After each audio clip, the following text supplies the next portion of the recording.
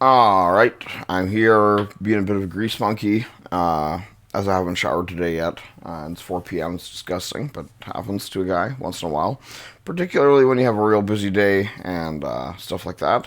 Now, it doesn't matter too much. I decided to try to get a little bit of work done now that we're past the work day, normal. Because I have to deal with a bunch of hooey all day long, as you might know, but a bunch of hooey, that's normal. Anyway, I wanted to talk about recording and PDC. So, right? I mean, these are important things, especially given that.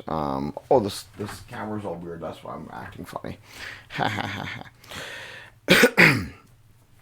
Okay, right now, plug and delay compensation. It has been a topic, covered many times in the recording community, and it's become more of an issue lately as a lot of higher professionals who have really good systems and really automatic systems in many cases are saying, record with your whole channel strip, software channel strip operational.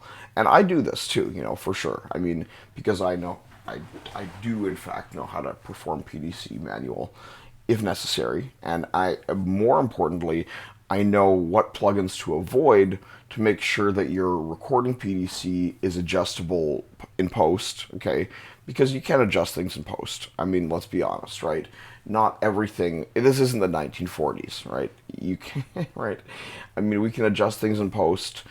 We've been able to do that since Tio. Tio was the first guy. Tio and Miles were the first guys to, TM. They were the first guys to adjust things in post, right? And they did Bitches Brew, the best album ever, basically all in post, right? They had like super extended jam sessions, legendary, and I fixed it all in post because it was a mess, right? It was a total mess. Probably they discovered to do that just by being like, man, this jam session's a mess, right? So they adjusted all the tapes, they fixed it all, and I mean that was a hell of a work. Now these days, you probably have to bump it back by one tick, right? That's probably as much. Now we know one tick can actually throw your whole system off. One tick is enough to make everything rank. And it's not that we want everything to be Mr. Roboto, it's that we want things to be generally on time. And if you get your PDC wrong, the whole show is going to be wrong. The whole show, the whole thing, because one tick can throw the whole business completely off. And it's really true that you want to do that one tick backwards if you know that you have to do that, and you should know if you're a pro. And if you're not a pro, well, get someone else to record you or something. I mean, really, there are recording studios everywhere. The conditions were such that we had to all do our own recording studios for a while.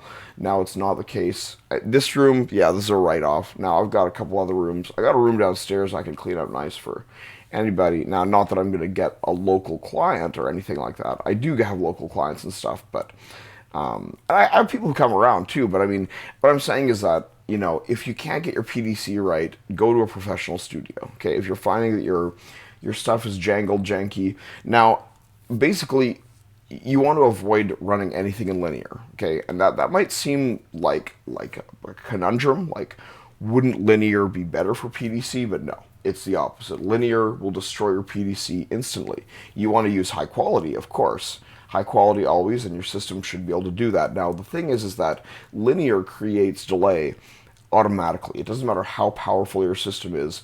It's a fact of fear, okay? Causes delays. Now, if you get me, my brothers in art, you might see what I mean, hey. But what I'm actually saying is FIR processing, okay?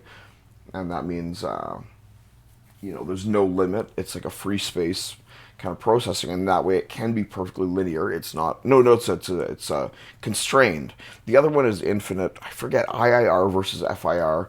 What's the difference between I and F? Haha, jokes. But I actually do forget right now. But the point is that a linear EQ on your channel strip, as good as it might sound, is going to cause recording delays, and they might be untenable, okay? Because I record without linear, okay? I'll put linear post on, of course, on probably every strip, and probably the master too. Always the master will have a linear EQ, right? Always the master will have a linear EQ, right? Am I right? I mean, it should. it should, because linear is better, right? I mean, ultimately, in post, right? I mean, I hope you're following.